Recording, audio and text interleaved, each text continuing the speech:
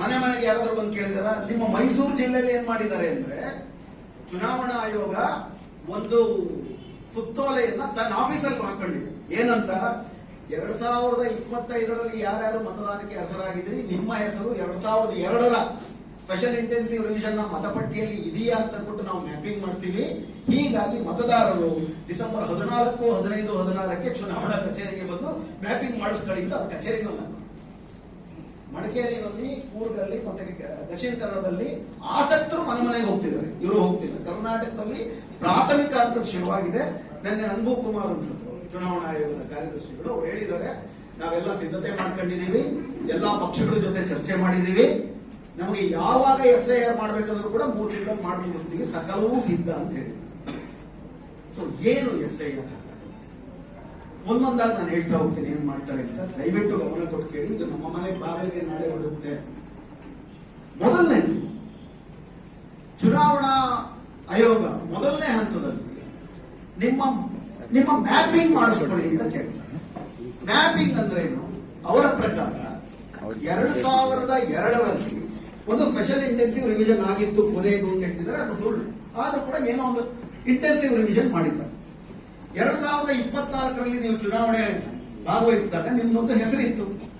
ನಿಮ್ಮ ಹೆಸರು ಮತ್ತು ನಿಮ್ಮ ಕ್ರಮ ಸಂಖ್ಯೆ 2002ರಲ್ಲಿ ನೀವು ವೋಟ್ ಹಾಕಿದಾಗ ಅದೇ ಕ್ರಮ ಸಂಖ್ಯೆ, ಅದೇ ಯಾವ್ದಾದ್ರು ಒಂದು ಕ್ರಮ ಸಂಖ್ಯೆಯಲ್ಲಿ ನಿಮ್ಮ ಹೆಸರು ಎರಡೂ ಕೂಡ ಹೋಲಿಕೆ ಆದ್ರೆ ನೀವು ಮತದಾರ. ನೀವು ಬೇರೆ ಏನು ಮಾಡಬೇಕಾಗಿದೆ. ವಿಷಯ ಏನು? ಇವತ್ತಿನ ನಿಮ್ಮ ಹೆಸರು 2002ರ ನಿಮ್ಮ ಹೆಸರಿನ ಜೊತೆ ಟ್ಯಾಲಿ ಆಗಿದೆ.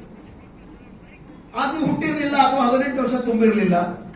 ಏನ್ ಮಾಡಬೇಕು? ನಿಮ್ಮ ಅಪ್ಪ ಅಮ್ಮನ ಹೆಸರು ಇವತ್ತೇನಿದೆ 2025ರ ಪಟ್ಟಿಯಲ್ಲಿ, 2002ರಲ್ಲಿ ನಿಮ್ಮ ಅಪ್ಪ ಅಮ್ಮನ ಹೆಸರಿದ್ರೆ ಅದು ಟ್ಯಾಲಿ ಆಗ್ತದೆ. ಅಪ್ಪ ಅಮ್ಮಂದು ಇಲ್ಲ, ನಿಮ್ಮ ಅಜ್ಜ ಅಜ್ಜಿ ಟ್ಯಾಲಿ ಆದ್ರೂ ಪರವಾಗಿಲ್ಲ. ಫಸ್ಟ್ ಟೈಮ್ ಅಜ್ಜ ಅಜ್ಜಿಗೆ ನಾನು ಮೊಮ್ಮಗ ಅಂತ ಒಂದು ಸರ್ಟಿಫಿಕೇಟ್ ಕೊಡುವಂತಹ ದಾಖಲೆ ಕರ್ನಾಟಕದಲ್ಲಿ ಇಲ್ಲ. ಈ ದೇಶದಲ್ಲೂ ಅಪ್ಪ ಅಮ್ಮನ ಮಕ್ಕಳು ಅಂತಿದೆ, ಅದು ಇದೆಯಾ? ಅಮ್ಮಂದ್ರ ಹೆಸರು ಇತ್ತೀಚೆಗೆ ಸೇರ್ಪಡೆ ಆಗ್ತಿದೆ, ಅಪ್ಪನ ಹೆಸರು ಅಷ್ಟೇ ಇದೆ.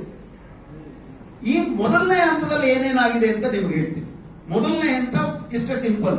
ನೀವೇ ಹೋಗ್ತೀರಿ, 2002ರಲ್ಲಿ ನನ್ನ ಹೆಸರಿದ್ದು, 2025ರಲ್ಲಿ ನನ್ನ ಹೆಸರಿದ್ದು, 2002ರ ಮ್ಯಾಪಿಂಗ್ ಮಾಡ್ಕೊಡಿ ಅಂತ ಕೇಳ್ತೀವಿ.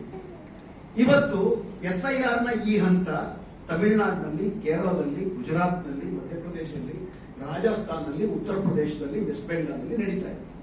ಏನಾಗಿದೆ ಅಲ್ಲಿ? ನಮಗಿಂತ ತಮಿಳುನಾಡು ಬಹಳ ಮುಂದುವರೆದಿದೆ, ಶೈಕ್ಷಣಿಕವಾಗಿ ಮುಂದುವರೆದಿದೆ. ಈ ಮ್ಯಾಪಿಂಗ್ ಹಂತದಲ್ಲಿ ತಮಿಳುನಾಡಿನ 8 ಕೋಟಿ ಮತದಾರರಲ್ಲಿ 98 ಲಕ್ಷ ಮತದಾರರದ್ದು ಮ್ಯಾಪಿಂಗ್ ಆಗಿದೆ. ಯಾವ ರಾಜ್ಯದ ನಾನು ಹೇಳ್ತಿರೋದು? ನಮಗಿಂತ ಮುಂದುವರೆದಿರುವ ಶೈಕ್ಷಣಿಕವಾಗಿ ತಮಿಳುನಾಡಲ್ಲಿ 98 ಲಕ್ಷ. ಇದು ಮೊದಲನೇ ಹಂತ. ನೆಕ್ಸ್ಟ್ ಹಂತಕ್ಕೆ ನಾನು ನಿಮ್ಗೆ ಹೇಳ್ತೀನಿ. ಯಾಕೆ ಮ್ಯಾಪಿಂಗ್ ಆಗೋದಿಲ್ಲ? ಮ್ಯಾಪಿಂಗ್ ಯಾಕೆ ಆಗೋದಿಲ್ಲ ಅಂದ್ರೆ, ನಾನು ಮಡಿಕೇರಿನಲ್ಲಿ ಇದೇ ತರದೊಂದು ಚರ್ಚಾಗೋಷ್ಠಿಯಲ್ಲಿ ಭಾಗವಹಿಸಿದಾಗ ಅಲ್ಲಿ ಸ್ನೇಹಿತರೊಬ್ಬರು ಹೇಳ್ತಿದ್ರು. ಅವರ ಹೆಸರು ಎ ಅಬ್ದುಲ್ಲಾ. 2002ರಲ್ಲಿ ಅವರ ಹೆಸರು ಅಬ್ದುಲ್ಲಾ ಎ ಅಂತ ಮ್ಯಾಪ್. ನನ್ನ ಹೆಸರು ಶಿವಸುಂದರ್. 2002ರಲ್ಲಿ ನನ್ನ ಹೆಸರು ಹೇಳಕ್ ಹೋದಾಗ ಅಲ್ಲಿ ಯಾರೊಬ್ಬ ತೆಲುಗ ಇದ್ದ ಅಂತ ಇಟ್ಬಿಟ್ರೆ, ನಿಮಗೆ ಗೊತ್ತಿದೆ ತೆಲುಗಿನಲ್ಲಿ ಶಾ ಇಲ್ಲ. ನಾನು ಶಿವಸುಂದರ್ ಅಂದ್ರೆ ಅವ್ರು ಬರೆಯೋದೇ ಶಿವಸುಂದರ್ ಅಂತ, SIVA ಅಂತ ಬರೋದು ಅಂತ ಇಟ್ಬಿಟ್ರು. ನಾನು SHIVA ಬರ್ದಿರೋದು SIVA, ಹೋಲಿಕೆ ಆಗ ಮ್ಯಾಪ್. ಶಿವಸುಂದರ್ ನನ್ನ ಹೆಸರು. ಸುಂದರ್ನ 2 ತರ ಬರೀಬಹುದು, SUNDAR, SUNDER. ಇದು ನಂದು ಸುಲಭ.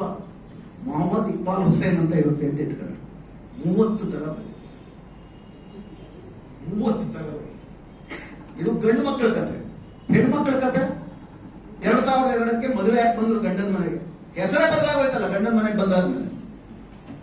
ತವರು ಮನೆಯಲ್ಲಿ ಅದು 18 ವರ್ಷಕ್ಕೆ ಮುಂಚೆ ಮದುವೆ ಆಗ್ಬಿಟ್ಟಿದ್ರೆ ತವರು ಮನೆಯಲ್ಲಿ ಹುಟ್ಟಿದ್ದಕ್ಕೆ ಗ್ಯಾರಂಟಿ ಇಲ್ಲ, ಇಲ್ಲಿ ಬಂದಾದ್ಮೇಲೆ ಬದುಕ್ತಿದ್ದೀನಿ ಅನ್ನೋದು ಗ್ಯಾರಂಟಿ. ಒಂದು ಅಂದಾಜಿನ ಪ್ರಕಾರ ಈ 11 ರಾಜ್ಯಗಳಲ್ಲಿ ಮೊದಲನೇ ಹಂತದಲ್ಲಿ 8ರಿಂದ 20% ಅಷ್ಟು ಹೆಸರುಗಳು ಮೊದಲನೇ ಹಂತದಲ್ಲಿ ಹೊರಗುಳಿದಿದೆ ಮ್ಯಾಪಿಂಗ್ ಆಗಿ. ವೆಸ್ಟ್ ಬೆಂಗಾಲ್ ಅಲ್ಲಿ